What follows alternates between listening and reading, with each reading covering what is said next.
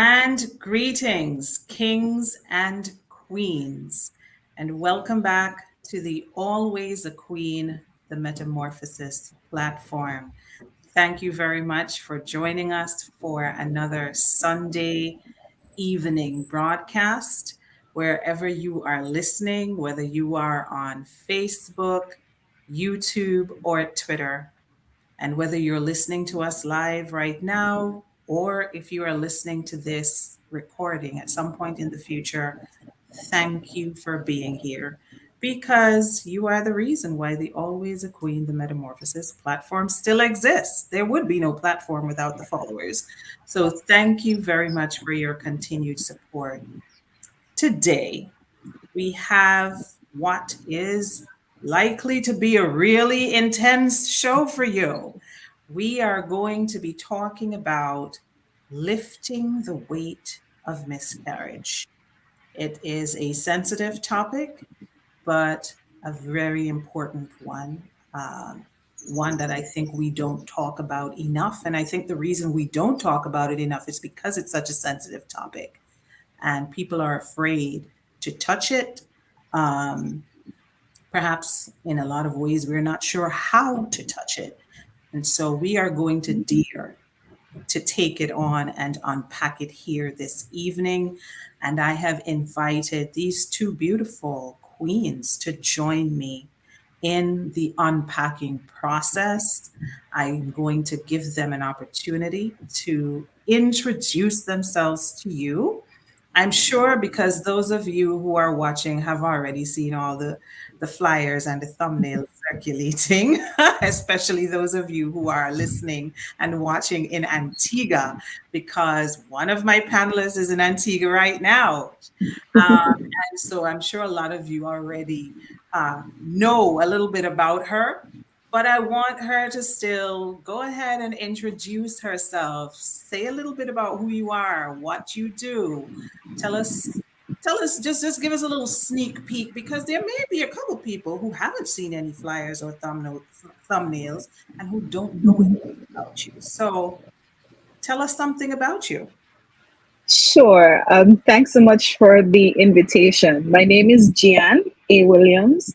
I am originally from St. Kitts and Nevis. That's where I live. I am an attorney by training. Specialization is in intellectual property and entertainment. I personally have a very strong passion for culture and the arts. I grew up in it. My father was a playwright and theater director. And I love music, all things entertainment. I find the business of entertainment very intriguing. But we're here this evening to discuss miscarriage, and I myself went through that experience in November of 2020. I was 37 years old and was my first pregnancy, and unfortunately, it came to an end at 6.5 months due to fibroids. So, coming out of that experience has been this immense sense of purpose that I felt very strongly about documenting and really spreading the word about miscarriage, pregnancy loss, and more specifically, healing from it, because I realize it's quite a difficult road to navigate.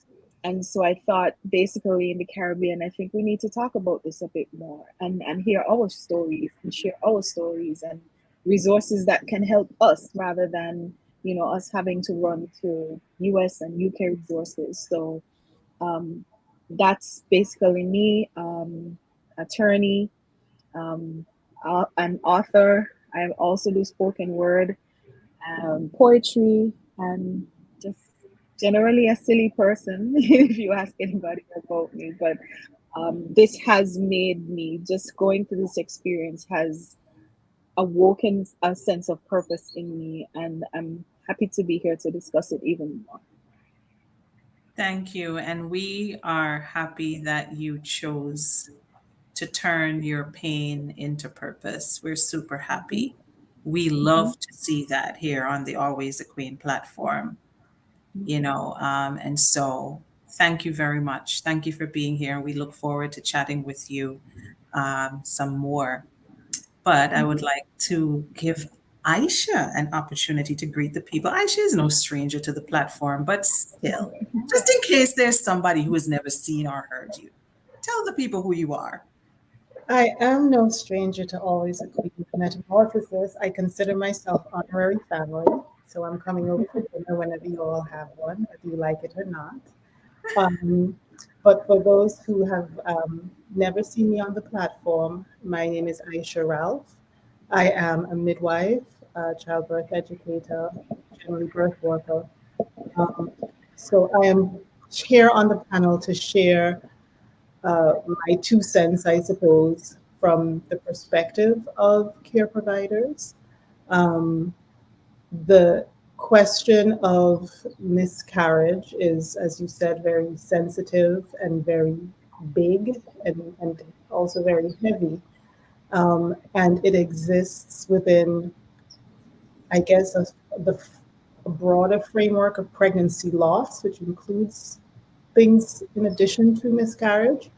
Um, and so it has touched just about everyone.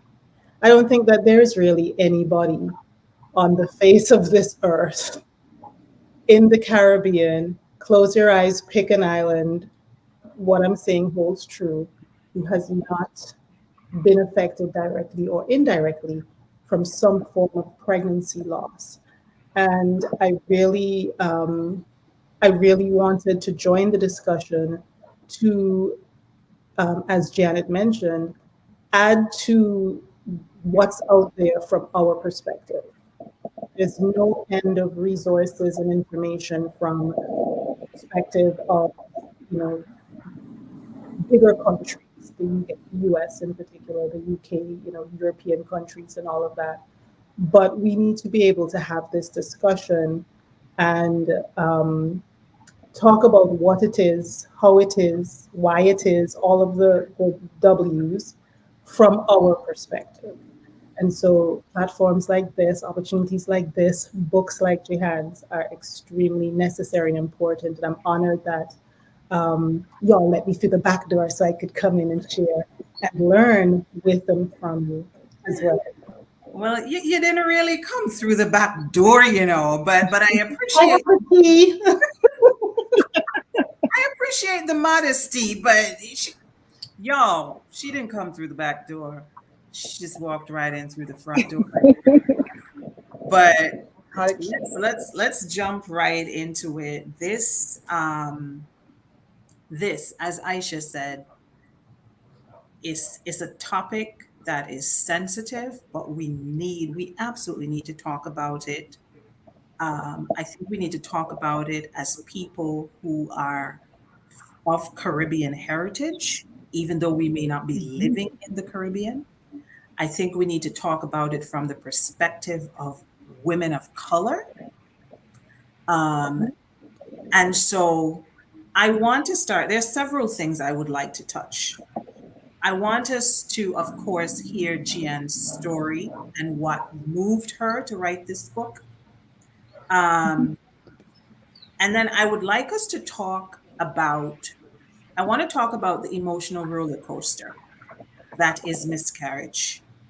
I want us to talk about the fact that it is an emotional roller coaster, not just for the person who has suffered the miscarriage, but for other people around that person.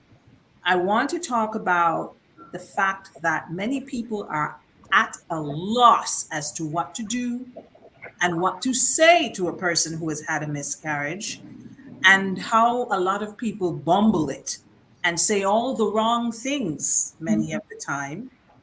I also want us to touch on the physical aspects of miscarriage. This is why I really wanted Aisha to be here, because I know Aisha can speak to this in depth and from an expert perspective. Like, what are the things that cause miscarriage? How do I know that I'm having a miscarriage? Are there things I can do to stop a miscarriage?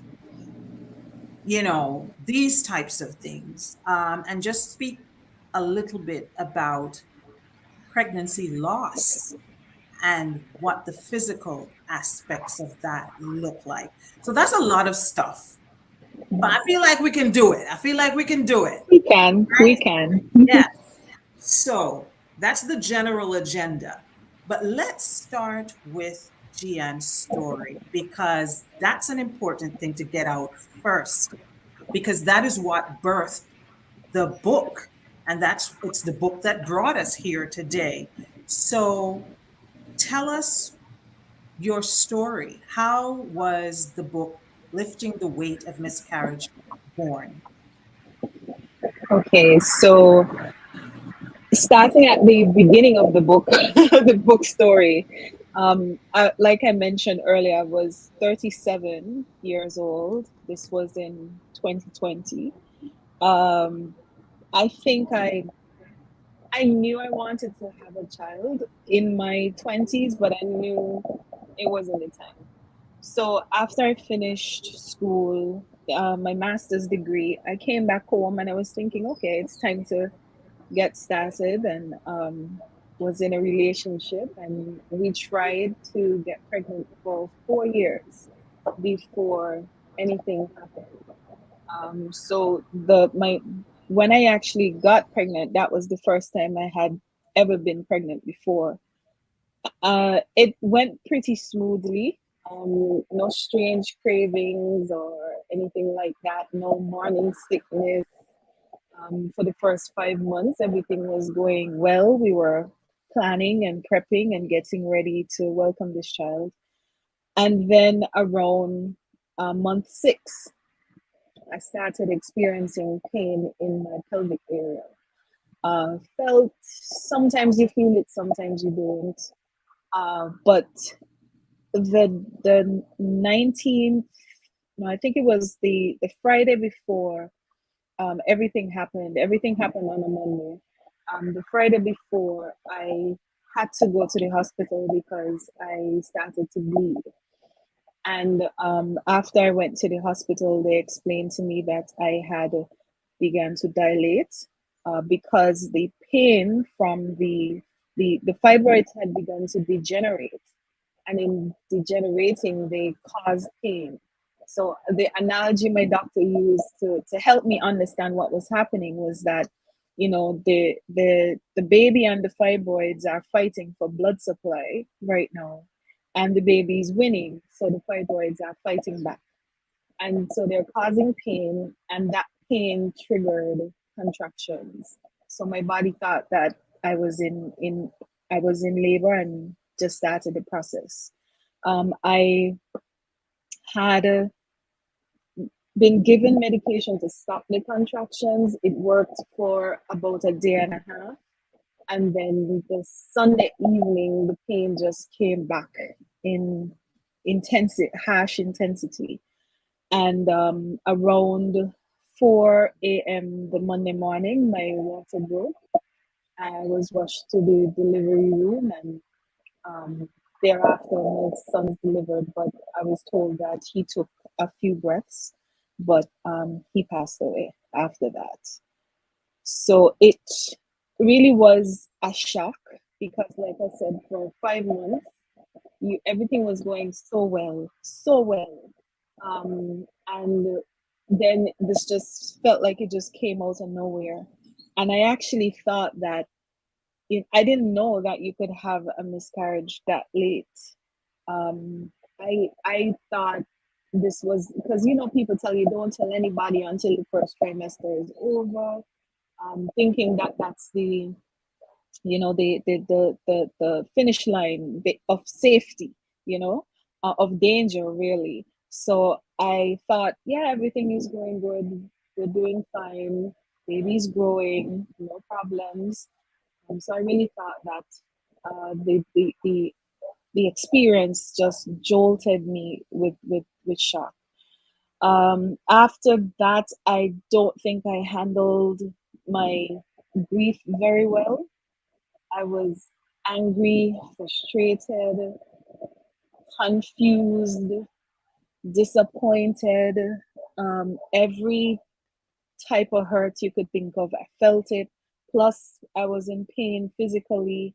Um, there was just a lot of external contributions as well.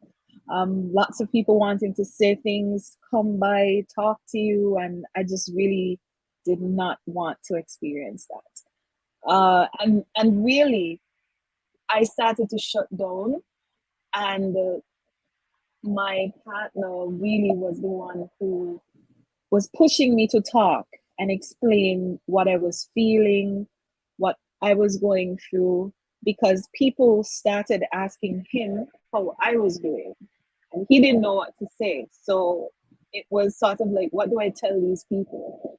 So the book actually started with me writing down words of what I was feeling, and then it grew into things I wanted to tell people. Some of them were not very nice. After you've had, certain experiences, and people are insensitive and probably not ill-intentioned, but it just came off very insensitive. So having that sort of experience and then starting to write, these are the things that I wish I could tell people. And then, as you know, small island living, news that Gian lost her baby just got out. I got calls from people that I didn't even know. And soon after that, a lot of people started reaching out to me and telling me I had that experience too. And I've had family members even tell me that they had that experience too. And I'm thinking, how do I know you all my life and I don't know this? I had no idea. And we're talking about close family members as well.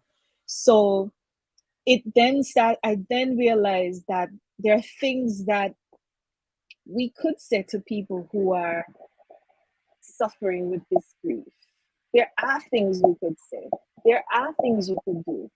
And all my writing just developed more and more and more.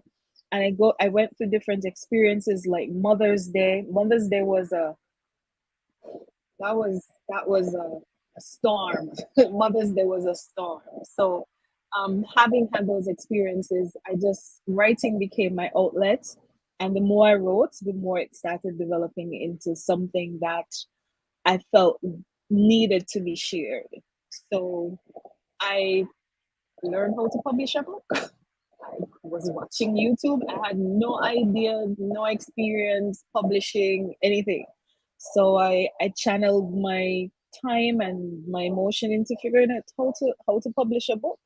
And the amazing thing is that the resources, the people who knew how to do these things just started dropping in my lap. So I felt like that was a really strong spiritual urging that I need to do this. So I went through and I committed myself that I'm going to write this book. I'm going to publish it, and I'm going to launch it on November 23rd, 2021, which would be the 1 year anniversary of my son being born. And I did. So here we are now with promoting the book. I've done events in St. Kitts, I've done events in Nevis, and I've had people reach out to me from Antigua as well. And I said, well, let's go Antigua. let's try and see how this turns out, because people seem to be very interested in this information. So now I'm here. Yeah. Wow. Wow. Just this past week, well, this past week, I posted something on the platform, a quote on the platform that says, a woman who is walking in purpose does not have to chase people or chase opportunities.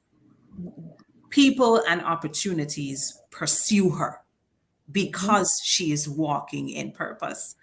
And as you were speaking just now, and you said that things that you needed, resources and people that you needed to get this work done, just began to fall in your lap. I thought of Mhm. that quote. And I am here to tell you, they were not just falling into your lap. They were divinely placed there. They were put Absolutely. in your path because you were on the path that you were supposed to be on. You were exactly where you were supposed to be. And as Hmm. a result, you met the people that you needed to meet to support you on that specific path. That was no coincidence, sis. No coincidence Yes. at all, right there. Okay. um, and I'm going to repeat what I said earlier. I am so happy. I'm not just happy, I'm also proud of you for choosing to turn pain into purpose, Thank because you. not everybody does that. Some people take their pain and do less productive things with it. Hmm. Some people take their pain and do destructive things with it. You opted to transform your pain into power, and that's beautiful. We love to see it. We love to see it. I have a question for Aisha, but I want to go over to the chat section just for a brief moment because I haven't greeted any of the people in the chat section. And FYI, the chat section is on and popping over here. Like, I even see somebody in here saying Kits and Nevis in the house. So we have petitions I over. love the support. I love it. So let me just greet some of our listeners who are in the chat section. Greetings to the kings and the queens, Saran, Natasha, Anju, Drayson. Drayson is the one who is saying St. Kitts and Nevis in the Oh, that's house. my former classmates. All right. So Yes. you have your supporters. You have your fans Yes. over here, Gia. Greetings to Charmaine and to Cleffa and to Sunshine Lucian. Thank you all so much for being here. We just want to let you know that we see you, and we are going to be checking the chat section regularly for any questions or any comments that I think are really important to highlight. But right now, I have a question I want to throw at Aisha, and this is because of something that Gian just said, where she spoke about this thing that people have where they tell you, don't tell anybody that you're pregnant until you've passed that first trimester mark, because anything can happen during the first trimester. It's during the first trimester that you're most likely to miscarry and these types of things, have spontaneous abortions and blah, blah. And so wait until you've gotten past that mark before you announce it so that you don't have to go back and tell people, oh, I lost the baby. Mhm. I was told that. I was told that, and I have spoken about the fact that I have had a miscarriage on this platform. So this is no secret to the listeners here. And I remember people telling me that don't tell anybody that you're pregnant, because I was so excited because it was my first baby and I wanted to tell the whole world. Mhm. But miscarriage can happen at any time. And here's the thing: I also didn't know that. I also didn't know that. Nobody told me that you could have a miscarriage after you had already passed what is supposedly the safe period. And so I want Aisha to speak on this. Like, why are we telling people that once you get to the 3 month mark, you're good? And then when you almost 7 months, bam. Mhm. Yeah. So that brings up the question of definitions, right? So the clinical definition of a miscarriage slash, AKA spontaneous abortion, is the spontaneous termination of the pregnancy before 20 weeks. So anything that happens before 20 weeks is technically a miscarriage. But a pregnancy loss can happen at any point in pregnancy. And so after 20 weeks, you could have an intrauterine fetal demise, meaning baby dies within mom's body. You can have a stillbirth. Mom goes through the birth process. She gives birth to a live baby, then baby passes away soon after. And so they're different terminology, right? But they all fall under the umbrella of pregnancy. And people aren't exactly wrong when they say, don't tell anybody before the first trimester, because that's primarily when the majority of miscarriages, AKA spontaneous abortions, take place. The vast majority of them. I think it's something like 65 to 75% of them will happen in that period. So folks have kind of figured out, hey, if something happens, it usually happens then. But if you get out of that first trimester, for the most part, the pregnancy usually continues and ends in a live birth. Like I said, it's not a guarantee. There's never a guarantee in this process. Um, and the fact that we don't know that and we aren't taught that, because like most of us only know of these things because we experience them or somebody close to us experiences them and they share that with us, really speaks to, and you know how I feel about this, Therese, really speaks to a disconnect with how we um, educate girls into womanhood, women into the various stages of womanhood, right? We go in blind. I can get on my platform and talk about how many of us started our period and didn't know what was going on and thought we fell down and got a cut in our vagina or something because there's blood coming out of the end. You know, like it's weird because nobody sat us down and said, hey, this is part of the process. This is what's coming to you next, right? And then even when we do get the talk, it's just, okay, that can happen every month, put on a pad. And you better not get pregnant. And it's like, okay. Right. So we're not really kind of initiated into understanding much really about pregnancy. Um, and then it also points to some of the shittiness of our maternal health care system. Because once you do become pregnant, you should have that counsel and guidance from your chosen care provider, whether that provider is an obstetrician or a midwife, or that should form part of the realm of, hey, this is what we're dealing with. Yes, I'm going to partner with you and try my best to ensure that we are staying within the realm of normal and healthy, but here are the possibilities. And to be perfectly honest, some of the reasons for these things happening, we honestly don't know. About 33% of first trimester miscarriages, we don't know why they happen. We can't pinpoint a reason for it, it just happens. Another 33% they estimate is because of some kind of chromosomal issue. When the two cells, the male and female components come together and that cell division starts to take place, that is ultimately going to be a little baby. Sometimes the chromosomes don't separate or divide equally. And you have chromosomal issues. And some of those chromosomal issues are incompatible with life. You know, the one that we know that tends to be more compatible with life is Down syndrome. But there are others that are like, yeah, most of the time the body will recognize this is not a viable situation and um, release the pregnancy. Sometimes it goes past that 20-week mark before the body does that. And so we end up with an intrauterine fetal demise, and sometimes it does it in the first trimester. Okay. I have another quick question. Gian, did you want to jump in and say something just now? Yeah, actually, that in itself caused so much stress for me because I think the Aisha just spoke about the 20 weeks. So the birth before 20 weeks. That's actually in the US, but Hmm. in St. Kitts and Nevis it's 28. Oh, So my pregnancy went 26 weeks. so then you So it was still classified as a miscarriage. miscarriage. Hmm.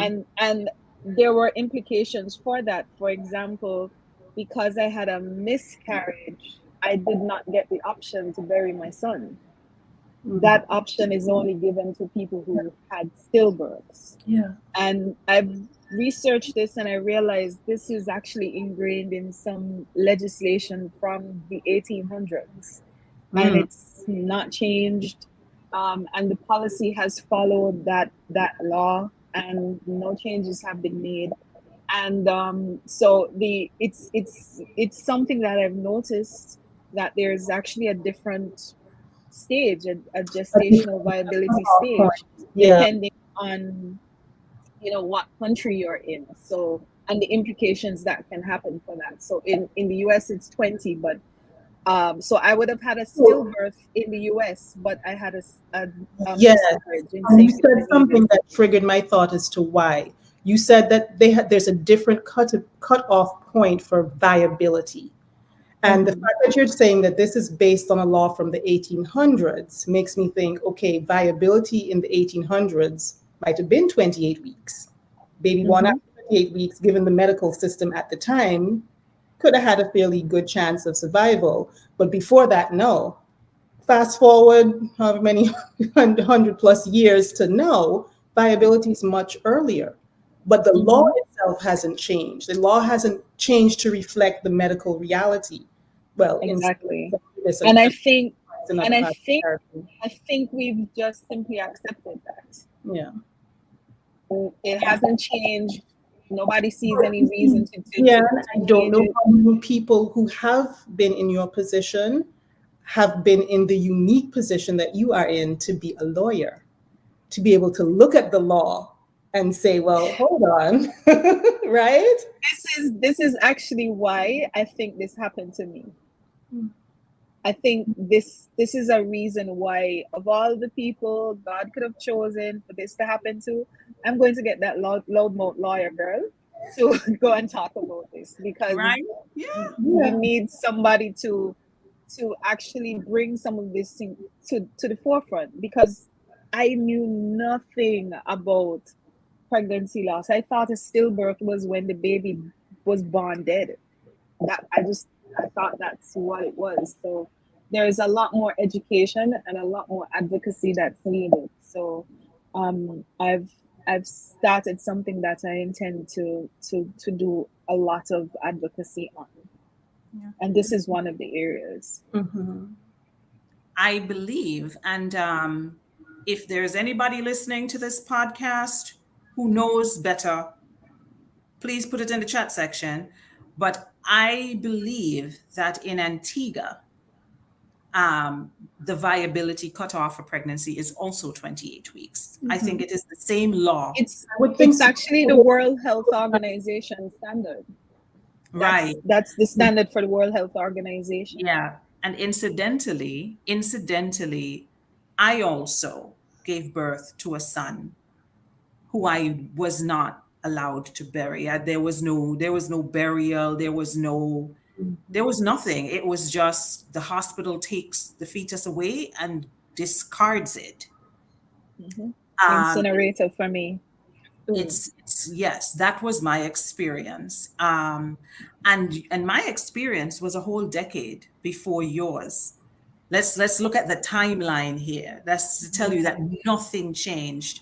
I had a miscarriage in 2008. You had a miscarriage in 2020. And our experiences, the parallels between our experiences, it's wild. It means Yeah. nothing has changed in the Caribbean No. in that No. span of time. um I didn't even see the baby that I gave birth to, actually. And Oh. if I am to be honest, I didn't really want to. I think they asked me after I had pushed the child out. I think they asked me if I wanted to see it. And I think in the moment, right then in the moment, like I had just literally pushed the baby out. Child was already dead. The child died before I actually pushed the baby out. And I think they did ask me, do you want to see him? It's a boy. And I remember that. And I also remember saying, no, no, I don't want to see it in that moment. And then they just took it away. So I really couldn't have changed my mind after that.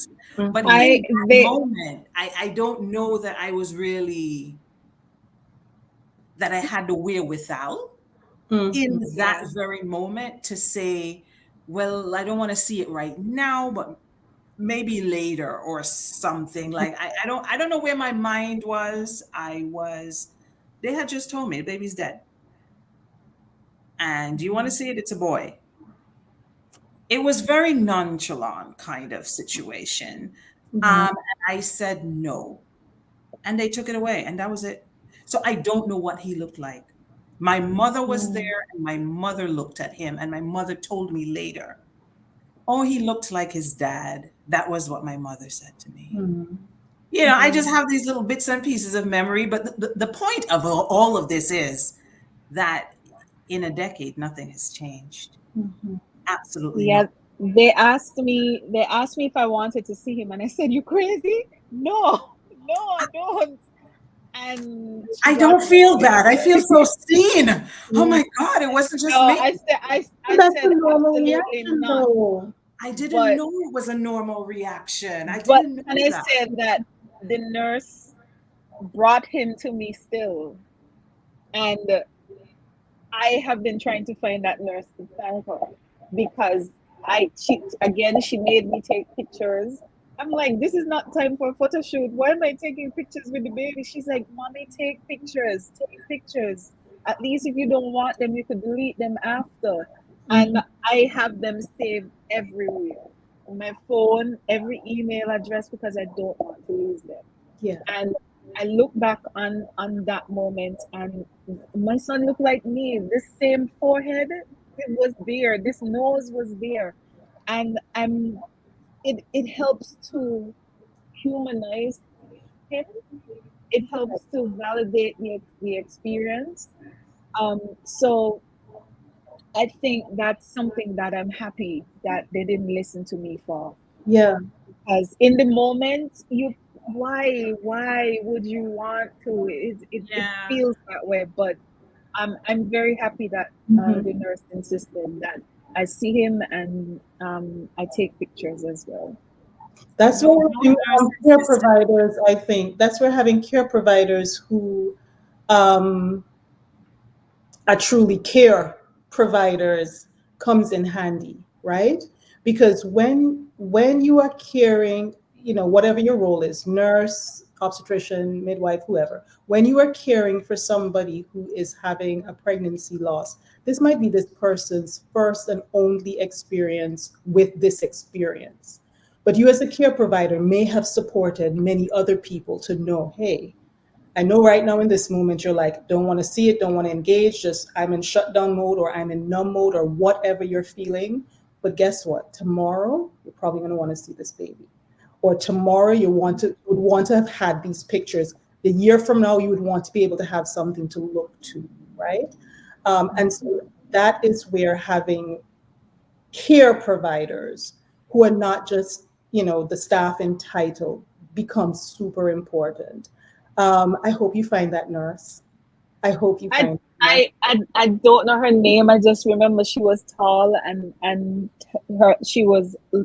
her complexion was darker than mine, but she still had the mask and the Yeah. um the cap. So I really don't have much features. And I've been talking to nurses. I'm like, who is working and at the maternity ward at this time? And they said they shift them around so much, so it's very hard to figure out who it was. I hope But I'll someday keep looking. someday she reads your book and she was like, hey, I I know hope this so. person. I hope so because I actually do thank her in the book. Yeah. Yeah. Well, I didn't have any nurse like that with me. Uh, And so yeah, so they were like, "Oh, she doesn't want to see him. Okay, all right, over and out," and they were gone. Um, I do remember. I do remember a doctor though. I don't remember any of the nurses. I don't know what they look like. If I saw them today, I wouldn't know. But I remember a doctor, and she's actually on this live right now. I'm not going to call her out, but the doctor who was there, who had examined me, and who was so very nice to me. Um, Whenever I think about the experience, I think of her. There were so many other people involved, other nurses and so on, but I always think of her whenever I re- relive the experience in my mind because she wasn't just a doctor in that moment. She actually was like, I'm so sorry, Therese. Nobody else said anything to me other than the medical stuff that needed to be said. Nobody. It was just business as usual. Um, and so the point that Aisha makes about caretakers and caregivers in that moment, mhm. so important, so very important Yes. you don't forget, because you don't forget. You always remember. Mhm. Hmm. You do. You do. All right, let's talk about the aftermath. Mhm. Let's talk about the aftermath. This is where it starts getting dicey. So you went to the hospital, baby has passed. You now have to leave and go home with no baby. Mhm. And you have to deal with your partner. You have to deal with your family members, your friends, your co-workers, everybody eventually who knew that you were pregnant, who saw you when you were pregnant, Mhm. and the emotional roller coaster that that is. It is. It is. Yeah, let's talk about that. Let's talk about that. So even before I left the hospital, I think the roller coaster started because I don't know if there's a policy in Antigua or in the US, but one of the things that really bothered me was that after I lost the baby, I just went back on the ward and I heard babies crying all day, all night for the next 2 days that I was there.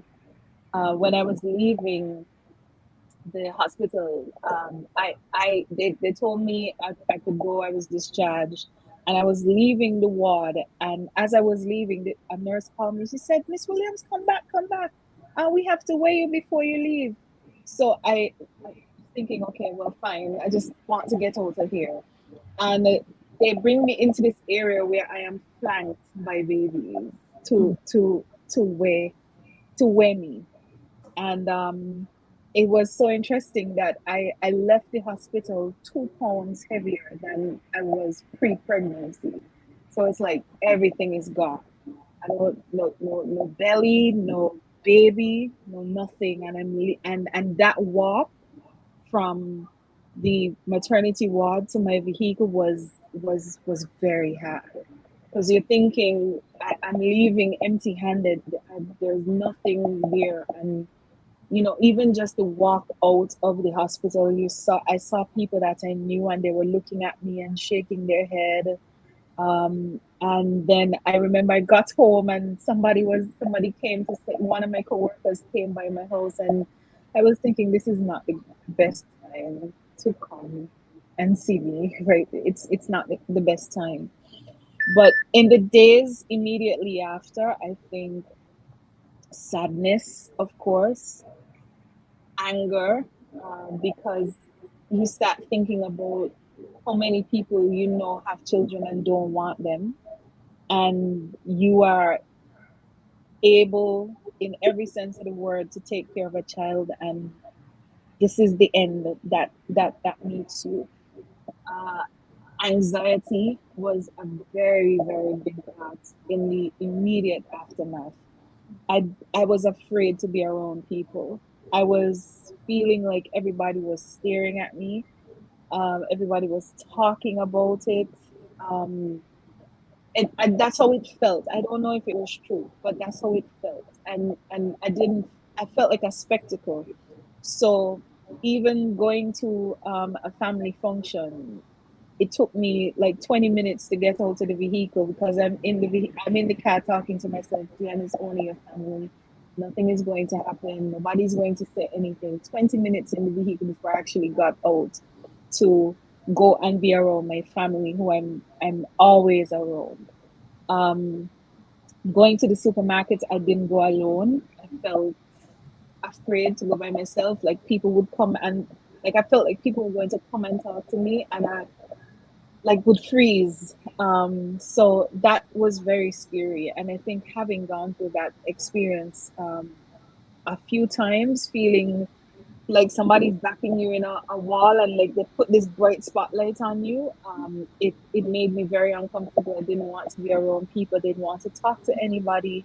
Um, and it just was very overwhelming. So very early, I decided I am going to call a therapist and I'm going to get into counseling because this is scaring me. And I was shutting down, like I mentioned. So it was important for me to enlist that help very, very early. But the anger, the anxiety, the frustration, the jealousy, the discomfort of having to tell people over and over and over, I lost the baby, I lost the baby, I lost the baby, I lost the baby. Um, like till after a while, I was so happy my phone had that predict texting because it's like I lost, and then it would bring up the baby. Okay, fine, say that. But it's so difficult. It's intense. And I should also mention that I only got 3 weeks sick leave. So I had to go back to work in 3 weeks. Still in physical pain, still in emotional pain, still feeling very uncomfortable to be around people. Luckily, I'm not in a job where I have to see a lot of people. I can control my schedule and who I see and that sort of thing. So I didn't see anybody. I don't think I did anything productive for the first month I was back. And then I decided I'm going to take some more time. I decided I was going to take 6 more weeks off. And no, I took 2 more weeks off, and then I had surgery. I scheduled the surgery to remove the fibroids. So then I was off for 8 weeks after that. So that's how I got time off really. It was I got more sick leave to remove the fibroids than to get rid of the child. Than to birth your child. Your child had 3 weeks. Fibroids get eight. It really was a difficult time. Jan, out of curiosity, when you were sharing your story, you said that your water broke, you were rushed to hospital. Did you give birth to your son vaginally or surgically? Vaginally. Okay. I was already at the hospital. I was at the Okay. hospital for Friday to Monday. I was at the Okay, you're hospital. still at the hospital. Okay. Okay. And that was not the plan. The Mm. plan was for me to deliver by C-section, but my doctor said in the moment he thought that it was the better decision to deliver vaginally. Mm-hmm. Mm-hmm. The reason I ask is because I guess I was assuming, I thought that she was saying that you delivered by a C-section, and I remember thinking, but you just had major abdominal surgery. Why wouldn't you get the standard 6 to 8 weeks off? But thank you for clarifying. No. It still does not make sense to me that you only get 3 weeks off after giving birth vaginally, because that's just ridiculous. But Mhm. it does clarify things. Thank you. But Yeah. that again is why the 28-week marker is so important. If I made it to 28 weeks, I would have gotten 13 Yeah, weeks. yeah. So if I was pregnant for 10 more days, I would have gotten 13 weeks. Mhm. Yeah. So you see why this lawyer had to go through this experience, right? Yeah. I'm Because accepting it. yeah, we need some legislation here, Gian. We need some legislation happening because I'm just amazed that it hasn't happened before. I'm really just amazed.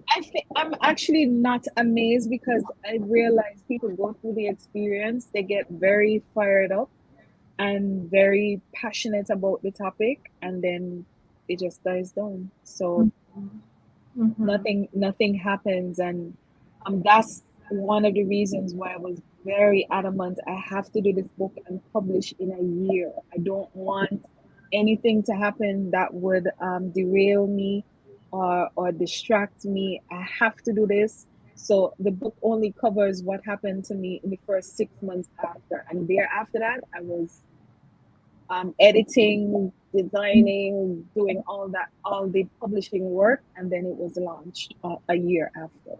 Mhm. I want to go over to the chat section for a moment because there are a lot of comments over here. I want to highlight a couple of these comments. When I come back from the chat section, though, I want to talk about how people handle your miscarriage. Whew, that's a hot topic. We just spoke about how you handle it. That's one thing. How other people handle it is a whole other kettle of fish. People don't know what to do with a woman who just lost a baby. They don't know what to do. They don't know what to say to you. They just they don't know what to do. And as a result, they often say and do the most absurd and insensitive things. I want you to think about that for a moment. And I'm Sure. going to go and look at the chat section and let's see what people are saying in the chat. And then we will come back and talk about that. Um, so many comments here. Wow, I don't know where to even begin. Hi, Vi. I see Vi says hello from Chicago. I see Zara is here, Fiona is here, and I want to highlight a comment that Fiona made. She says, solid points. Life education really should reflect real life. Much love and respect to the panel. I like that. Thank you very much. Greetings, Renee. Thank you for being here. Um, Here is a comment I would like to highlight as well. Sunshine says, oh my gosh, at 28 weeks and cannot bury your son is cruel. I had mine at 8 weeks and was crushed. Yeah, it's the law. It's the law. Saran says, Saran is echoing what Aisha said. In that moment, your mind would not have been there. I think she's talking about when they Oh, ask you right after, do you if you want to want to see the see? baby. And your Yeah. immediate response is no. I mean, that was, I didn't even think about it. I right away said, no, no, I don't want to see it. No. I even remember turning my face away. And I think it's your emotions that are responding in that moment and not necessarily you. Um, but it is what it is. Greetings, Serene. Thank you for being here. Anju says, maybe Gian, you could find the nurse's name if the nurses found your chat at the hospital. She probably would have written nurses' notes and signed them in your chat. They could probably locate her by her signature. I'll try that. And I Anju never is a thought doctor, about so that. she should know. Point. Yeah. Thanks for that. I'll try that. I hope they haven't discarded my file, but I'll definitely ask that question. Yeah, Because all I've been doing is trying to identify her by dark how she skin, looks. tall. Mhm. Right. Yes, that's it. Yeah. Sunshine says, this is making me emotional because I was already bonding with mine and to lose it at 8 weeks, much less at 28. She didn't lose it at 28. You lost it at 26. 26 weeks. Yeah. And to Uh-huh. undergo that journey, thank you for sharing your experience. Proud of you. Yes, we are all proud Thank of you. her. We Hmm. just we're just waiting on her to pass some laws now and we good. All right. I have a question. You're getting a lot of support here in the chat sections. Shireen says, thank you, Gian, for sharing your experience that mirrors many with some variations. Sunshine says, for me, I got comfort by saying he knew best. Never cursed him. I remember blaming myself for a while. And we can talk about that, the blame. But I think she's responding to this question that Charmaine asks. Did you curse God or question why me? Absolutely. Absolutely.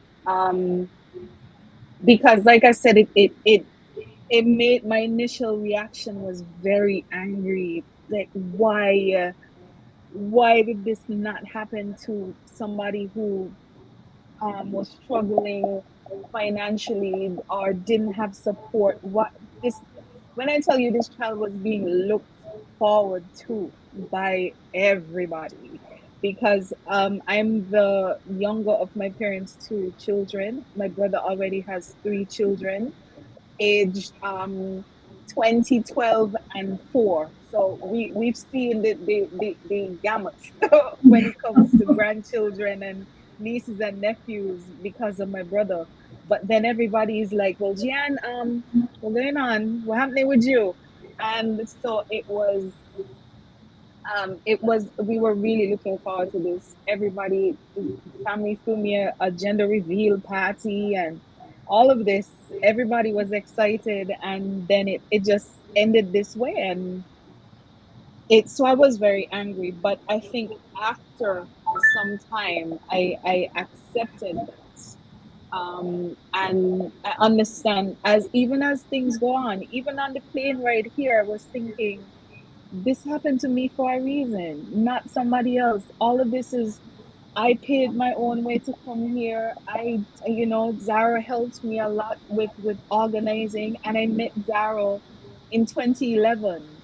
So, all of this could have been placement from, decades of placement, and as you said, divine intervention. So, I just realized that this is my fate, and I just have to accept that and make the best out of it.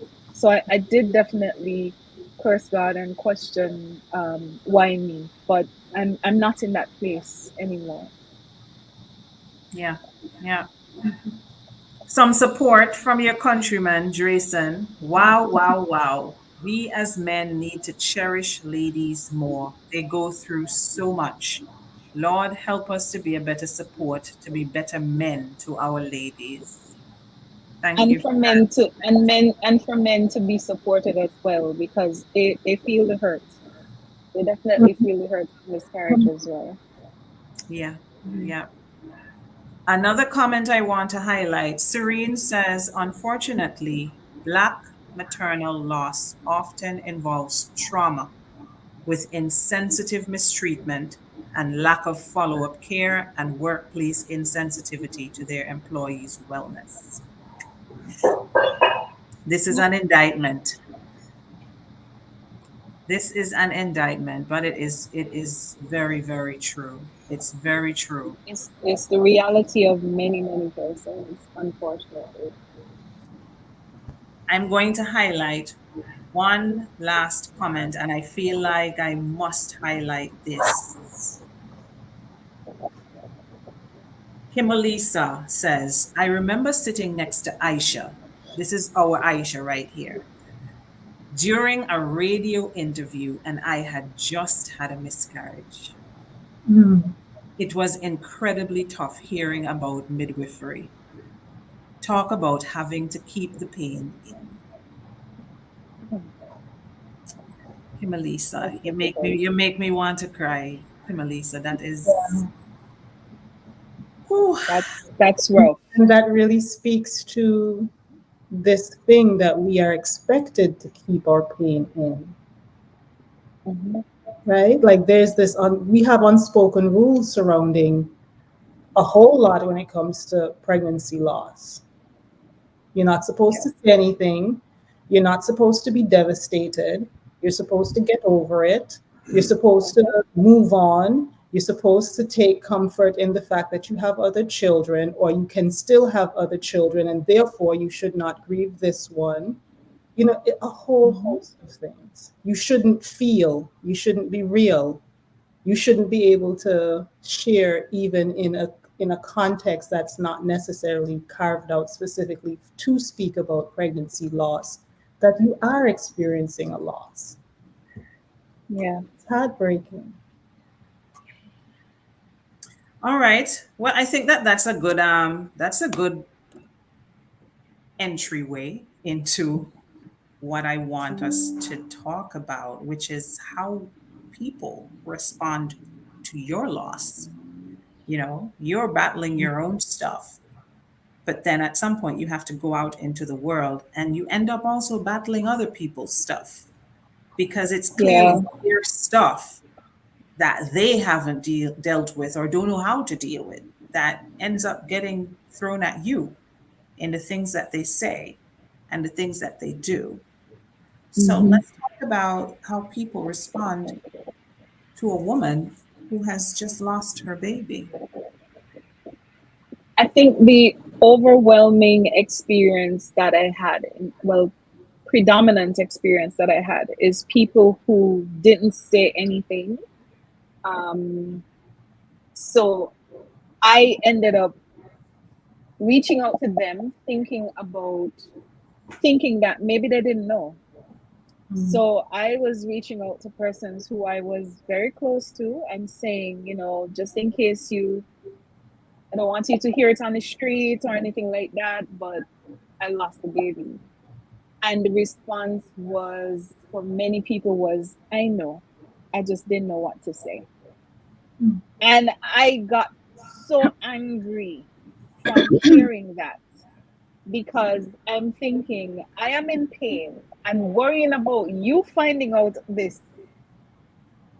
And here you are telling me that you already know, but you just didn't reach out to me because you didn't know what to say.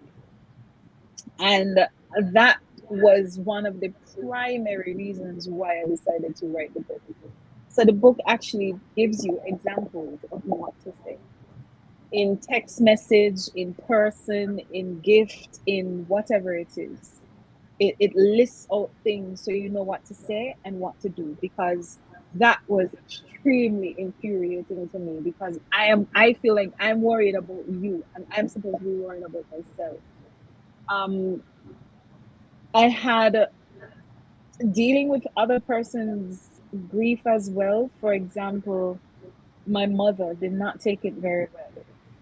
But I think my mother also was still grieving my father passing away less than 2 years ago. So she didn't even really want to come to the hospital. But she came because it's me. But when she came, it reminded her of losing my father in the same hospital as well.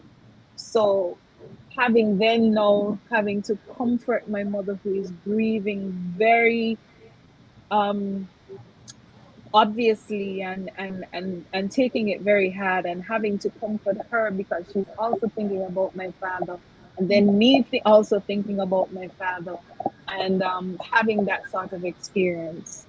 There were people who also were very insensitive. Like I said, a lot of the things that Aisha just mentioned, I heard. Well, just try again. Everything happens for a reason. I hate that one. God knows best. I even had somebody tell me, maybe God wants you to be married. Maybe that's why. Maybe God wants you to be married. So, um, and you have to, and I'm saying, you look at these people and they're saying these things to you, and you just walk away, because you're going to end up being so rude and vulgar. So you just walk away. Um, People asking at work, like, I heard you lost the baby, but can you give me an update on my file? And this sort of experience, it really was difficult. So I really learned to appreciate the people who did things like sent text messages or emails and said, if you need me, call me. So then I know you're there. I know I know you're giving me space to reach out to you if I need you. And I believe that that is the perspective that worked for me. But I've also had people who said they want people to come by. They want people to call them.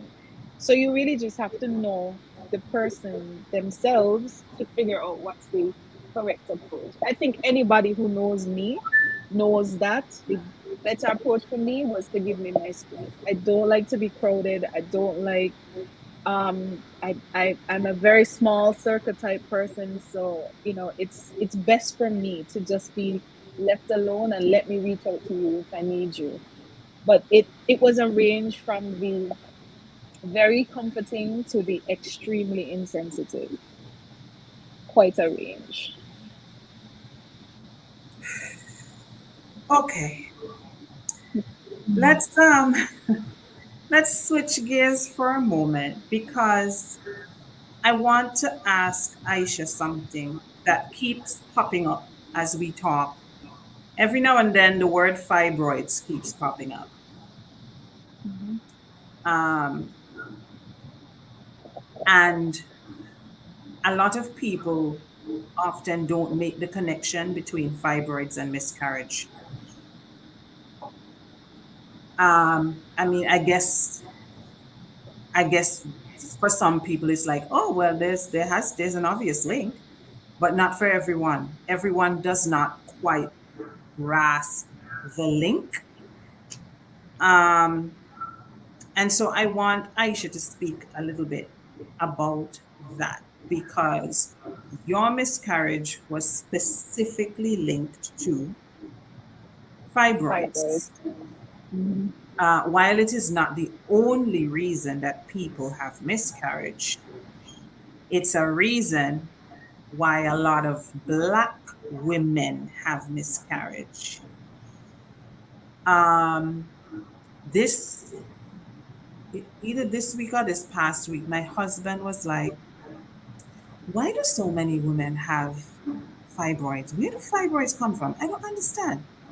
I have so many friends who have fibroids. What's going on? Is a Caribbean thing?" Like he was legit confused.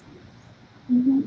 And I had to explain to him, based on my limited knowledge, that it's not a Caribbean thing. It's actually a Black woman thing because most of the women who are diagnosed with fibroids are women of color, at least based on what I know. But I want Aisha to speak to that. So answer Ian and the rest of the people who don't know.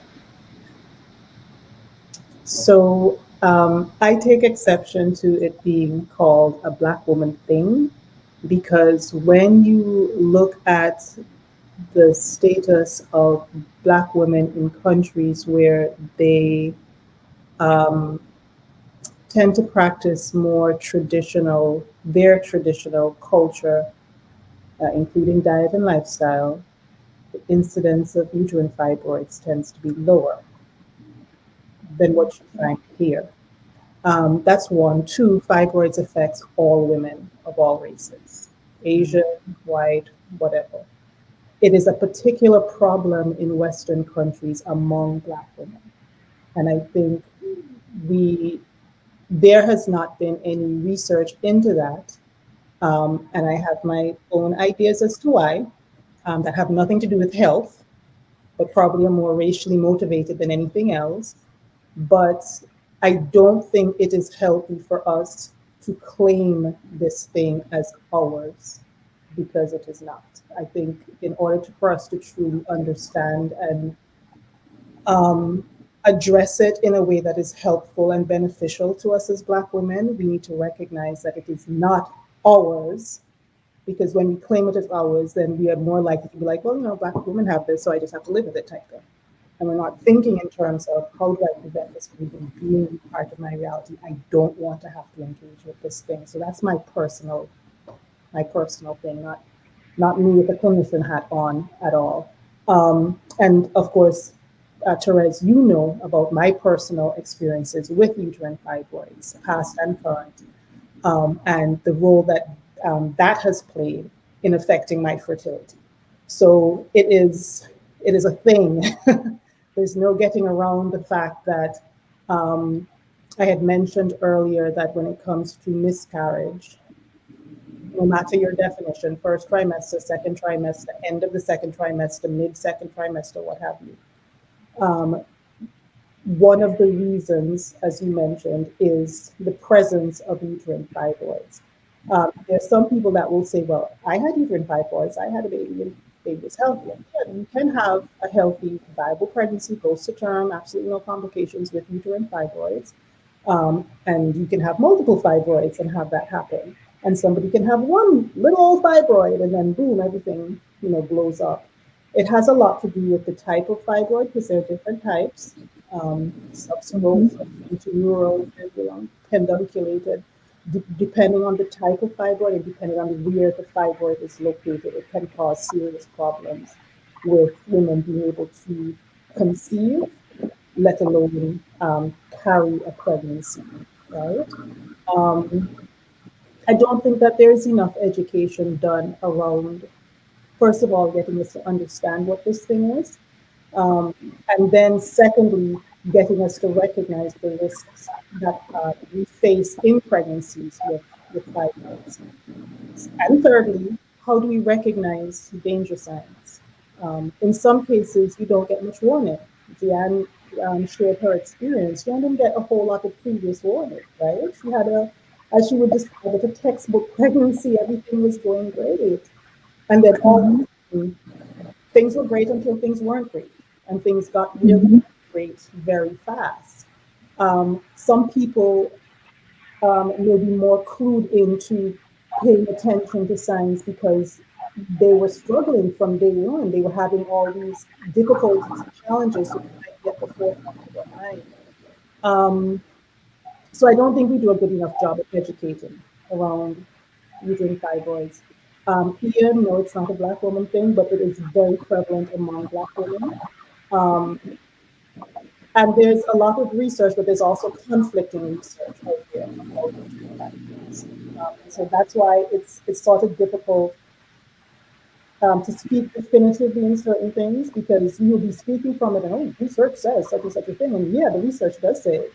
But for every research that you can find that supports what you're saying, there's another one that's like, actually, not really, right? Mm-hmm.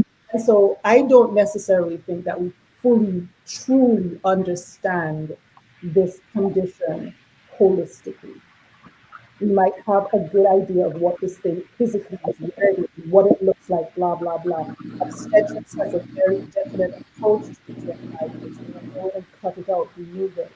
There are other procedures where they may not necessarily cut the whole thing out and remove it. They might go in and try to ablate it, which is basically kill it off from the inside and wait for it to shrink on its own, hoping that it will shrink enough to be not be a problem or shrink completely and pretty much go away. And sometimes those surgeries work and sometimes they don't work. But the one thing they will all tell you, obstetricians will all tell you after they have shared that option of a surgical solution to the problem of fibroids is they're probably going to come back. So the surgery is not a cure.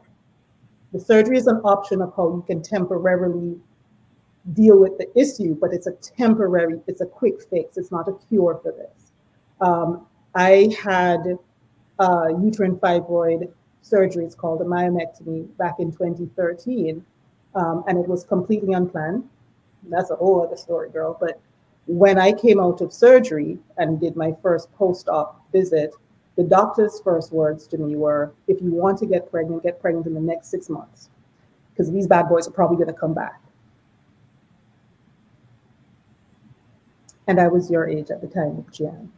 So imagine being in that situation. I was not partnered at the time. So I was like, so what? Just, oh, okay, just go on and get pregnant in the next 6 months and just hook that up. But it was really a difficult situation to experience because I'm like, here you are, you told me you found these things. I didn't even know they were there. That's not what I went to the hospital for. You found these things, you removed these things, you've created a situation where you're now telling me that a normal, healthy pregnancy is unlikely, but it can still happen with a whole lot of medical intervention and all of that. And oh, by the way, if you want to have children, go and knock that out right quick in the next 6 months before these things come back and we have to go cut you open again. Yeah. Like it's nothing. Just go get pregnant. If it comes back, we'll just cut you open one more time. You know, it's not. And I'm talking major abdominal surgery. I'm not talking about this little, you just cut you right here and then you put a band-aid on your little boo-boo and you go home. No. Mm-hmm. That's 8 weeks out of commission, can't walk for a couple days type thing. Can't cook, can't drive. Yeah, I was there. So there's right, you know the experience, and then the side effects of that. So the surgery doesn't come without its risk and all of that. So that was not the question you asked. You're asking about fibroids in particular, and the long and short of what I wanted to share is one, we need more education around it. One, we need more discussion to share that it's a thing, right? Because like you, Jihan, when you mentioned that family members after your experience was when you were finding out family members had we don't talk about it in families. You know. When you had mentioned it, my mind went back to a relative of mine when I was a little girl. She has had several children, but she had also had several miscarriages. And I remember distinctly when you said it, the image came back to me. I was at home, can't remember what age it was. It was probably maybe 10 or 11. And this relative was at the family home. She was in one of the bedrooms. I didn't know anything was wrong with her. I probably thought, oh, she's sick or something because she was in bed and everything. And I don't know what prompted it, but she started to talk to me about what she was feeling. And I remember her saying she could feel bits of her child leaving her body. She could feel like clumps of tissue and all of that coming out. And at 10 years old, I was like, wow, Heavy. I don't even know where this is coming from, but this is deep, you know?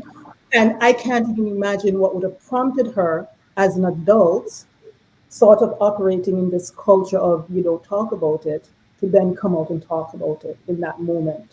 You know what I mean? Mhm. Um, so that really, when you said it, that really went back to the, damn, this is deep.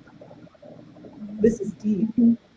because we have the ability within our families to prepare those coming behind us for, hey, this is a thing and this is how it feels. And this is where you can get support from just within the family for it. And Mhm. we don't allow ourselves to provide that guidance and that source of support for our family members. So, Aisha, could you also speak a little bit about other things that cause miscarriage other than fibroids? Like maybe risk factors for miscarriage? they say age is a risk factor. The older the mom is, the more likely she is to have a pregnancy loss, whether it is miscarriage, stillbirth, intrauterine fetal demise, however you define it. Um, there could be issues with mom's cervix in particular. I hate this term. They call it an incompetent cervix. They have to find some better medical terms for some of these things. So, our some Yeah. people have incompetent cervix. They didn't show up for the job and get the job done right. But basically, Mhm. what it is the cervix, which is the neck of the uterus. If you can think of my finger as a cervix, think of the uterus as like a balloon that's holding baby in. The cervix job in pregnancy is to hold steady, keep the fort, right, until it's time to open up and let this baby out. And for some women, their cervix, particularly as the pregnancy progresses, the uterus is getting heavier and heavier. That pressure on the cervix starts to cause dilation to happen before term, before you want a baby to be born. And so in that case, a woman can have, a miscarriage fairly early, second trimester, and all of that. Um, Are those the instances where they would sew the cervix Yes, closed? if they identify it early enough, or if mom has a history of a miscarriage for this reason, with a subsequent pregnancy, that's usually something that they would recommend to basically sew the cervix closed until you're closer to term. And then maybe at around 35, 36 weeks, they remove the stitches so that the cervix can go ahead and do what it will do. Mm, okay. And then Okay. you had already spoken about the early first trimester type reasons for miscarriage. Some of Yeah. them. And like I said, in some cases, there's just, you don't know. It's just happening. You don't know why. Yeah. Okay. Is there this might sound like a weird question. I sound weird almost asking it, but is there anything that a woman can do to prevent miscarriage? That's not a weird question, and the answer is it depends on the reason for the miscarriage. If the reason for the miscarriage is your body recognized that there was some kind of chromosomal issue, this is not compatible, there's nothing you can do. It's just going to happen, right? The body's going to do what the body does. If it's a situation like the with the incompetent cervix thing that I just described, then yeah, if we can identify it early enough, you can get the obstetric treatment, which is to, kind of sew it closed, and usually a lot of bed rest and all of that is recommended for those types of pregnancies till you can get the pregnancy to a state where it's quite viable. Um, and then, birth can happen with a fairly good chance of baby surviving, right? Um, in the case,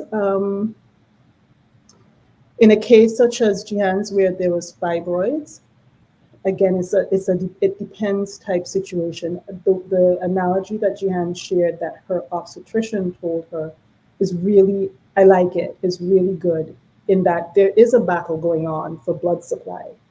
And one of the things that an obstetrician that I spoke with one time told me, the obstetrician was basically communicating to me that, if the situation, if you're pregnant with fibroids, could kind of work out in your favor, because what tends to happen is baby wins out, the blood supply fight, the fibroids kind of take one for the team, and then they start to shrink, and happy world, happy place happens. So the analogy that you shared, Jihan, kind of put some perspective on it for me, because they don't tell you the battle is a two-sided battle, the fibroid trying to stick around, everything fighting for its own life. So it's not like Yeah, you become a battlefield, and you feel every hit. your body literally becomes a battlefield, and it's not going to give up without a fight. And then what then happens where this fight is going on, babies, women, but the fibroid is trying to hold on, right, and causing all of that pain and the sort of torsion and cramping and all of that you see. Your body is now functioning, the female body functions in an exquisitely intelligent way, even when we get results that we don't want. And so your body's now responding to, wait a minute, no, she can't be taking, this body cannot be taking, have a battlefield going on right now. So, okay, fine, let's go ahead and get this pregnancy over and done with, to let whatever is going on here in this battle zone called uterus to go. And uh, it triggers labor, right? And if the labor trigger happens and we catch it early enough, as you said, they try to give you drugs to stop the contractions and all of that. Sometimes that's very effective. It works, and we continue the pregnancy, we go on, and sometimes it's not. And then we have no choice but to see the thing to its full end. So the short answer is, yeah, it depends. Sometimes you can do things, and sometimes no matter what you do, there's it's going to go its course. Yeah. Yeah. I think a big recommendation that I've gotten since everything has happened is try to lose weight. Um, that has been identified as a risk factor. However, I also have PCOS, so that makes losing weight very, very difficult. So, and PCOS is I also a risk factor. yes, and I'm also, I never used to hear about PCOS, and then I feel like in the last maybe 5 years or so, like everybody has it. Mm-hmm. Like how do so many people have it, and you just say the word and people just come out of the closet like, me too, me too. I have Mm-hmm. that. Why don't we know about these things? Why why are we not being taught how to eat, how to change our lifestyle? Role How that lifestyle and diet play in setting the scene for these things to develop.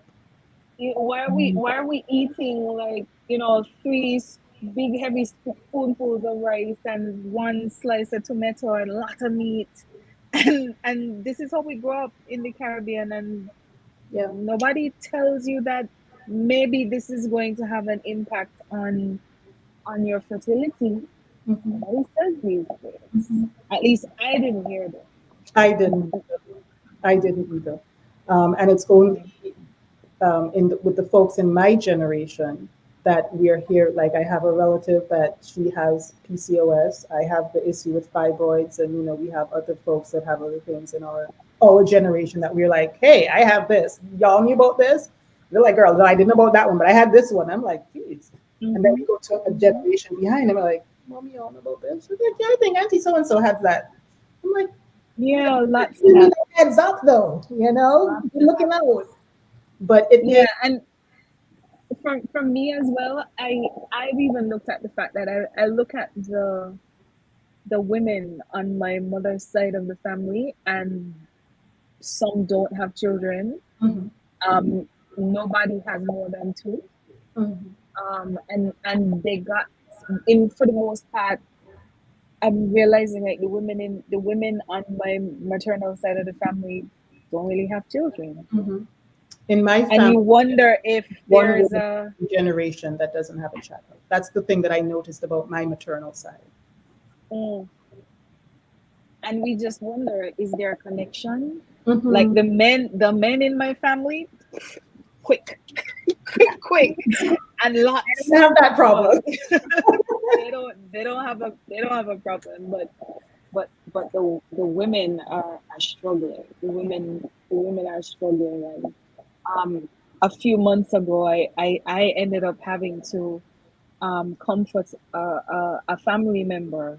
She had a miscarriage and called me, and me in my superhero moment thinking, oh my god, my family member is in pain, I've got to go on to the hospital.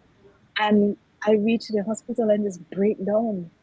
Like, I did not expect it at all. Like, couldn't drive myself to go back home because it just like everything just rushed down. But I guess maybe in the adrenaline, you rush to go and help your family member, and then when you get there, it's like, okay, this is too much. I Yeah. can't do this. I And can't do this. that really speaks to something that I don't think a lot of people understand when it comes to pregnancy loss. The whole quote unquote getting over it. You know, Oh, they think that's not a it's thing. acceptable for you to, even the ones that are like, okay, you need to grieve, they're like, okay, you grieve for a month or two and then no, you're fine. And it's like, well, no, like any other loss that you have, any other traumatic experience that you have, you could be all 5, 10 years later, all several other children later, and Yeah, still going through your grieving process. And that's just what it is. And the thing about it is, we wouldn't say that to somebody who has lost a parent a year ago or exactly. 2 years ago, or a sibling or a partner, or Hmm. get over it or whatever. But you have this experience happen with a child, particularly with a child that has not lived for very long outside of your body. And all of a Right. sudden people think that, oh, this, because I think it's possibly because for them it's not real. And so because it's not real for them, they think it's not real for you. Yeah, I had that reaction because I'm thinking, why was there so much outpouring of love and support for me when my father died, but then when my son died, nobody all of a sudden you don't know what to do, and Mhm. you were there when my father died. It doesn't make sense to me. It's the same thing, but it really again brought back uh, an observation that I had. I didn't feel comfortable calling myself a mother. It felt strange. That's why one of the reasons why I said like Mother's Day was very, very difficult for me. The first Mother's Day, it was very, very difficult. And you wonder if you qualify because there's no child there. Yeah, and you didn't make it like me to me. You didn't make it to the 28-week mark. So do you qualify to call yourself a mother? When I go with my family for lunch on Mother's Day to celebrate my mother, and they said, they offer you flowers to mothers. Do I qualify to get one?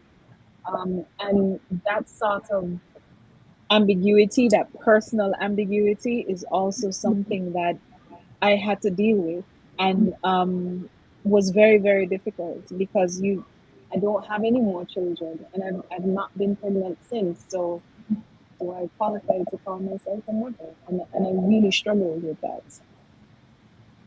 How did you, where are you now with it? What have you come? Um, well, everybody knows now. um, Because I I guess would with the consider you a mother, and I noticed in yeah, for yourself, you didn't call yourself a mother, and I wasn't sure if that was on purpose or not. But I no, definitely, I'm in the presence of two mothers right now. I would admit that it still is something that I don't introduce myself as. I I don't wear it at the forefront. I don't. I avoid. Well, I've only been through two Mother's Days since it's happened, and this last one that was passed, I stayed home. I didn't go to church because I know that's the usual. Where are all the mothers stand? Let's give you a hand, and it's like, do I stand? Do I sit? Or it's still a struggle, but I'm accepting it more and more. I've called all of my purpose. I call it the Kingston effect. That was the name of my son. Kingston has made me into this advocate that this is a totally unexpected um, turn of events that I'm fully embraced, and because I realize so much needs to be done, and I've taken on some responsibility to do as much as I can with it. That's beautiful. I'm happy somebody brought up the Mother's Day thing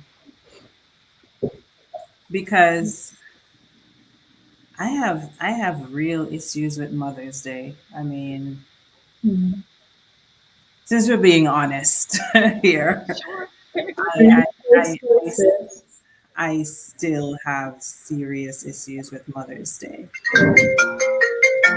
Uh, excuse me, I apologize. I'm a midwife, so I can't have my phone off call. okay, fine, you're fine. Mhm. But yeah, I actually do not refer to myself as a mother. I Mm, never have. People have insisted that I should over the years, and it has been, as I mentioned already, it has been more than a decade, and I have never been pregnant again since then. Um, I've never referred to myself as a mother, and I still don't. Um, and it's uncomfortable. it's It yes, feels uncomfortable. it's Yeah. uncomfortable. It is, and it's weird. But I'm very triggered. I am very triggered by people who insist on telling me that I'm a mother, and I know it's not them. It's Hmm. not them. It's my own stuff that I still work through even all of these years later.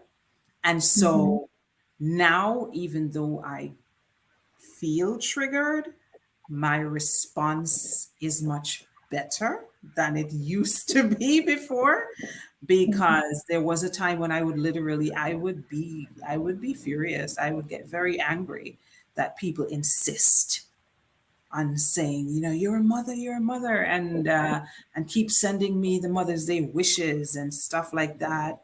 I used to interpret it as people patronizing me, is how I Hmm. would interpret it. It felt patronizing to me. It felt like pity. It felt Hmm. like I feel so sorry for you because you don't have any children. So here, take these Hmm. take these flowers, as a consolation prize or whatever. That is, and like Mhm. I said, I know that that's my stuff. That's my stuff. It is not necessarily what people are thinking. It's my stuff, but dealing with my stuff was a process. It took me a very long time. I'm still dealing with it. I think I have only begun to feel comfortable with Mother's Day, like maybe within the last maybe 5 years or so. That's Mm. how it was. Mother's Day was just I would switch off my phone. I would lie in bed all day. I don't want to talk to anybody. I don't want people to call me. I would get mad when people send out all these forwards on Mother's Day. Like they just send them to all the women in their contact list Yeah. thing. And I would get so mad. I would block people. I would it was a whole You thing. know, the funny thing about it is that my first Mother's Day, I did that. I turned off the phone. I thought everybody was going to be calling me and trying to make me feel like a mother. I thought I was going to get a bunch of forwards and all of this stuff. And when I turned back on my phone, I had one message, one, and I felt bad. So that told me that I want to be called a mother, but but people didn't know if they should say anything. I got messages the day before from people saying, I'm thinking about you. You know, I don't know if you're going to be open to getting messages and things of that nature, but I thought I was going to get this barrage of support and love, and everybody's telling me I should be a mother. One person messaged me. So I realized from that. I think that's what really spurred me to think. I really want this title, so Yeah. maybe I really should try and see myself as a mother. It's I'm not there yet. I have no problem talking about my son for some reason, but am I a mother? Oh, I'm not yeah. 100% there yet. I am not, I tip my hat to you, but I am not there. I am not Mhm. there. And it has been more than 10 years. So that means I might never get there. So I don't know. Well, I don't know about that. yeah. Um, Time will tell. But I want us to turn our attention over to the chat section. We're now Mhm. at 7:38, and we want to cut this broadcast off at the top of the hour. We're not going past 8 o'clock, even though I know we could. I know we could We keep could. going. We could, but we're not going to go past 8 o'clock because you have a busy week ahead of you promoting Mhm. your book, and we will talk a little bit about where people can get your book and stuff like that before we wrap up. But I would Mhm. like us to spend the time we have left just looking at the chat section because there's a lot of stuff happening in the chat section. I see we have a few women who have shared their own personal experience with miscarriage. And we have a few questions as well that I'm hoping we can address. It seems like if Aisha has a client who has gone into labor, maybe a baby is coming today. I see Aisha had to take a call. Aisha is a midwife, everyone. Just in case anybody missed that at the start of the program, Aisha is a midwife and a doula, and so when duty calls, she has to go. So she just took a call, and so we don't know if if that was a baby on the way. We will see if she comes back, but we're going to keep going. So let's jump over to the chat section and see if we can pull up some of these comments, answer some of these questions before we end tonight's live. So we have one listener here, Charmaine, who is sharing her own experience. She says, that was my experience also at the same age of 37. Mm, Everybody looking forward to a baby. yeah. And then there was no baby. Mhm. Um, Cleffa is making a good point here. Cleffa says, sometimes we have to suffer the worst to get the good from it. And I think that that is a theme that has been running through this conversation, Yes. that Pruning. pain is not wasted. Pain Yes. births purpose. And Mhm. so we are happy that purpose has come out of this and that we have this book and that we can have conversations like these. Here is a question that I think we respond to. Charmaine says, what was the response of the father after the loss? We often forget about parents. Yeah, we forget about the men. But my partner was very supportive. Like I said, I'm usually the very talkative one, and he's Mr. Quiet, nothing ever bothers him. But it switched, and I became very quiet, and he was. constantly asking me to talk. What was I feeling? Did it differ from what I was feeling yesterday? He was answering all the questions. People were calling him mostly to ask how I was feeling, but then he admitted to me that that used to make him feel forgotten, like he lost a child as well. Um, And they were and calling him not to ask him and how he's doing, but how you're doing. how I was doing because they didn't want to upset me, but then nobody was really asking him how he was doing. Yeah. And that when he said that to me, it really dawned on me that people don't think that men grieve babies. People really don't think that they do, but they do because I saw the reaction. He got sometimes I would just see him staring off, just staring off, just looking, and I would be like, "What's wrong?" And he's like, I keep seeing the baby's face. I'm Mm. just seeing the baby's face. I can't get the baby's face out of my head. And he really took it hard, but it was never so much visible. So that in itself actually caused conflict between us because why are you not crying? I'm here bawling my eyes out every day, and you just there and going to work and moving on with your life, and I am falling apart. And I remember he said to me, if both of us fall apart, how are we going to survive? Mm. How? Yeah. And that's when I realized we really need to give men space to grieve and have that outlet, because another experience that I've seen, not in my own relationship, is that men tend to distract themselves from the pain, um, turn to other women, turn to substances, distract themselves with work or whatever the issue is. But he actually suggested that we go to counseling together, so that we could talk about it. And that's where I learned that okay, I can't be mad that he's not crying. So I had Yeah. to. So I that's where I learned that, and understanding that people grieve differently. But he took it hard, but we created spaces for us to talk about it and share very openly about it. So I'm very grateful for that. Okay. Okay. Here we have another listener, Andrea, sharing her experience. Andrea says, 20 years ago this month, I had a stillbirth. Seeing this just brought back memories.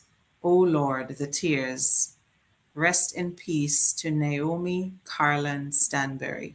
My miscarriage was linked to hypertension. Mhm. Oh, Aisha And is back. Yay.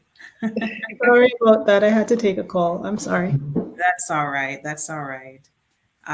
We are yeah. just answering some questions from the chat section. I think you came back right in time for this particular question. Might be a good one for you to tackle, or it's a comment rather, not a question. But this is a listener who shared her own experience and shared the name of her baby that was stillborn, Naomi. And she said that her miscarriage was linked to hypertension. Can you speak to that? What does that look like? Is this what they refer to as oh, I forget the term, Eclampsia. pre-eclampsia? Ecla- mhm. I'm not hearing you. Because I'm muted. Oh, Sorry about that. I was saying preeclampsia is one of the hypertensive disorders of pregnancy. So, and it's sort of like one of the granddaddy ones. So you always mention the hypertension, pregnancy, preeclampsia, right? Because it can develop relatively quickly, and it's the outcome is severe. But you can also just have hypertension in pregnancy without having preeclampsia. And hypertension in pregnancy you are at increased risk for developing all kinds of issues, including a higher risk of stillbirth, because of the impact that it can have on the placenta and how the placenta functions. Um, I'm trying to see how deep I need to get into it. That's really where it's coming from. The great risk is how it affects the placenta. The placenta is baby's lifeline, right? Mommy creates the placenta, it's attached to her uterus, connects to baby, and that's how mommy is able to send all of the life-giving oxygenated blood to baby, and that's how baby's able to send all of its waste to mom's body so mom can get rid of it because baby doesn't have their own system set up already. Hypertension affects the blood vessels, right? And baby and mom are connected placenta to uterus through blood vessels. And so if hypertension has a negative impact on those blood vessels of the placenta, then it can create a situation where various types of complications, including stillbirth, can happen. With preeclampsia, you do have the risk of stillbirth happening because of things like placental abruption. So that's where the placenta prematurely separates from the uterus, in which case there is a very significant risk of death to baby happening because baby's lifeline is pretty much cut. And of course, there's also the risk to mom's life as well. Moms can die from preeclampsia very easily. They can have strokes. It's a serious thing. Andrea, I'm so sorry for your loss. Yes, Yes, and rest in peace to Naomi. I'm always happy to see people referring to their babies by their names because they Yes. existed, and we should acknowledge that they existed. Absolutely. Yes. Her name was Naomi Carland That's Stanberg. Very beautiful. Yes. Okay, so let's move to another comment. Serene says, fibroids is prevalent in Black women. So happy to hear there is discussion surrounding this, not to blame us, but for knowledge and to equip ourselves to advocate and search appropriate medical care. I'm glad she brought this up because I wanted to say something. I wanted to thank Aisha actually for saying, let's not claim it. Let's not let's be careful of the verbiage that we are using around our reproductive health and our bodies. Let's not speak anything over us that we don't want to claim, like it's not ours. Um, that was very instructive for me because that's something I have to practice. The verbiage, the words that we choose to speak of ourselves, and Aisha also spoke to the fact that even the medical terminology sometimes is detrimental to us, like referring to our cervix as Incompetent. incompetent. Like when I say I have an incompetent cervix, I am actually claiming that and referring to a part of my body as inadequate in some way. There's And nothing worse than incompetent. right, like Unless you call it insufficient, you could call insufficient, incompetent. There's no redeeming quality there. No, nothing. yeah. You can't say anything worse. Yeah, so I want to thank Aisha for that. That's really instructive. I myself need to take that on board because that is so powerful. Our words are powerful. Our words are energy, and so being careful about how we are speaking over our own bodies and our own health is so important. So thank you so much for pointing that out. I think that's really important. We have a serious, heavy question here from Zara. I don't know if between the two of you, you can answer it.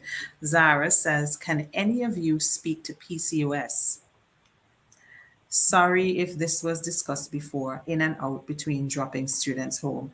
I used to be ashamed of my PCOS and what it put me through with fertility and miscarriage. I'm now at the age and peace where I let interested men know up front that if they're interested in more children, let's not waste each other's time. I'm not interested in that type of pressure or fear of dealing with the failure to get pregnant and or carry to term. I have to take a breath after reading that. Do You know either of you want to what address this? jumped out at me. Zara said, I used to be ashamed of my PCOS. I wrote something like that in my book, and the editor actually commented and said, why are you claiming it? It is not yours.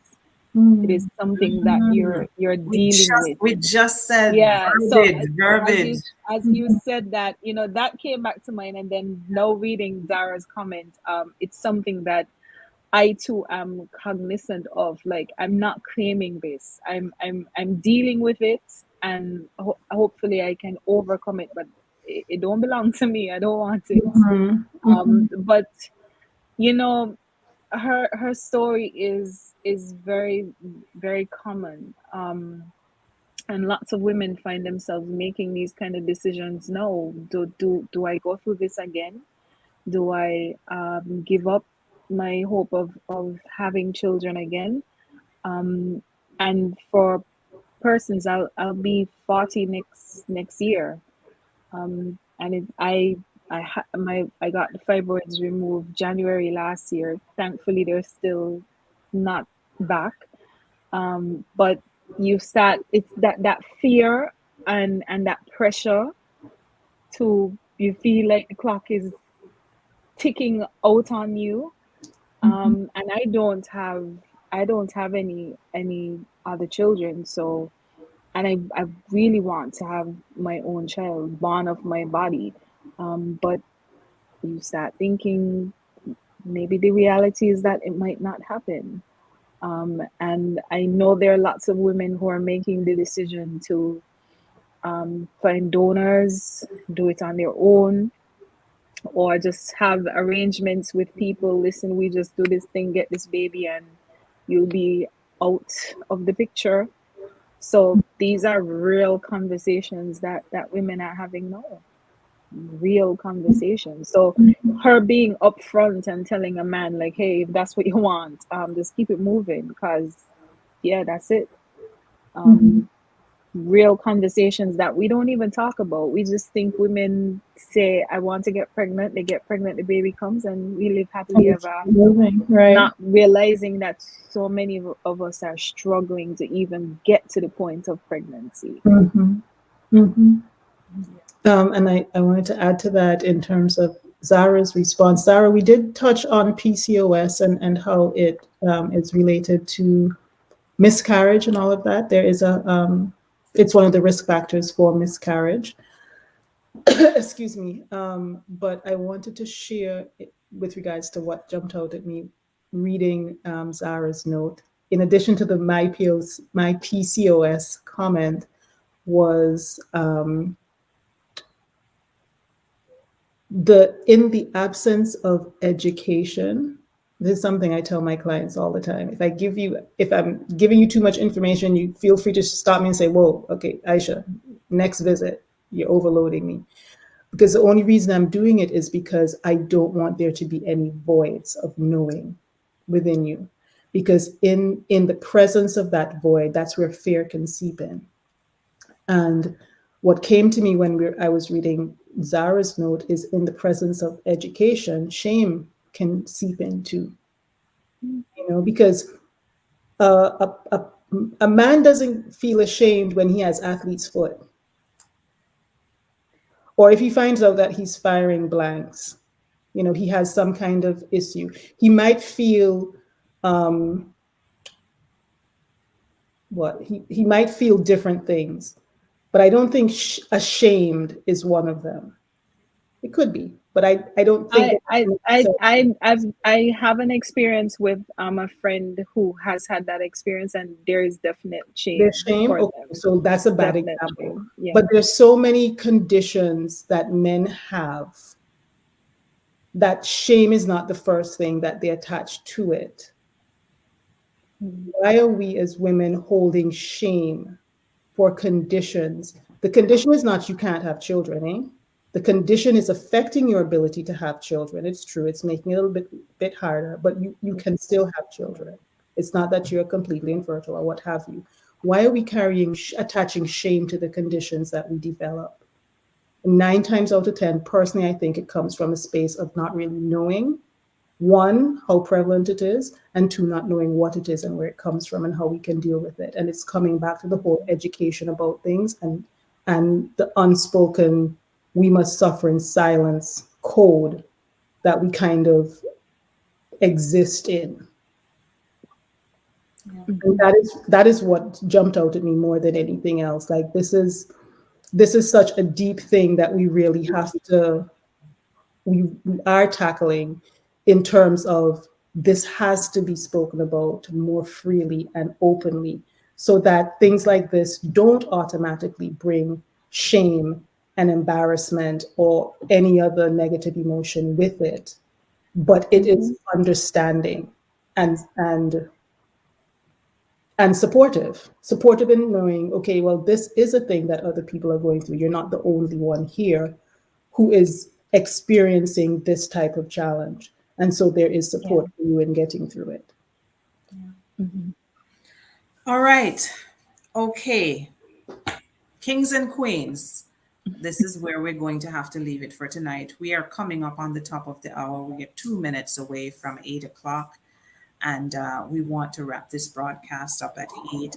And so I would like to, before we go, give Gian an opportunity to tell our listeners where they can get a copy of her book, because everybody needs to get a copy of this book, because why not get the book?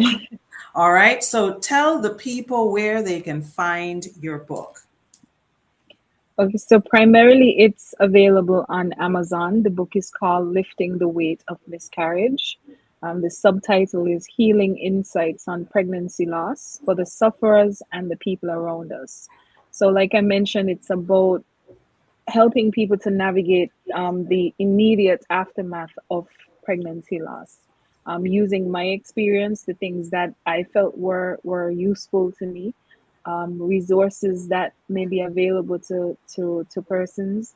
So one of the reasons why I've done events in Nevis and I've done events in Antigua is because I want people to identify very specific resources. So, for example, in St. Kitts and Nevis, I gave all the attendees to the panel discussion a list of counselors and therapists. So you have their names, you have their numbers. So if you need that, that's there. So on Thursday, the 16th this week at Julie's at 6 p.m. We're having a panel discussion talking about the healing aspects in Antigua and Barbuda. Where can people go? Where can you turn to get that sort of information? So we have a representative from the Department of Family and Social Services. We have a couple who has been through pregnancy loss. I think we have someone from the Nurses and Medical Association as well. So we really want to get those kind of resources to people. So if you come on Thursday, this is what you'll get. You'll find out what to say, what not to say, where you could turn, how you could support somebody who has had that. Because some of us have never gone through the experience, so you don't know how you could possibly help somebody around you who has had that experience. So all of these things we're talking about. So the objective is healing and spreading the message of healing and recognizing that you don't have to suffer in silence. And hopefully as we tell more of our stories, people realize that, oh, it wasn't so unusual. So you see how many people have found those parallels in my story. And I'm sure there's so much more. There's so many more people out there who can relate. And that's what we want to do. So we want to make it feel less weird. This is how we remove shame from the situation when people realize that they're not alone. And that's really the primary message that I want to leave here in Antigua and Barbuda. You're not alone. And even though we're from different countries, our experiences are not different at all. So that's why I'm here, and hopefully persons will come on Thursday. The book will be available on Thursday as well, or you can get it on Amazon in print or ebook version. Okay. Thank you so much. I said I wasn't going to go back to the chat section. I said I was done with the chat section, but there is another that I have to highlight this comment. I'm sorry. And well, I'm not sorry. I want to highlight this comment and I need us to send this lady some positive energies. I am moved to highlight this comment from Sharon. Sharon says, I met my husband at 17, going on 18. Him 39, going on 40. He had 7 children, different women, one legally married to and divorced. We had 3 pregnancies together, 3 rainbow babies, i.e., 3 miscarriages. 2 boys, 1 girl. So it is an empty feeling. She goes on to say, I feel incomplete. My husband feels like he failed me because he wanted me to have children, so I will never be alone if he passes. I felt Sharon, I feel that you. sounded I deep feel that, inside me. yeah. I really feel that for you. I feel that, and I think one of the things that again we don't really talk about. My partner has a son before, so it became, well, he's okay. We know he could have babies, so you must be the problem.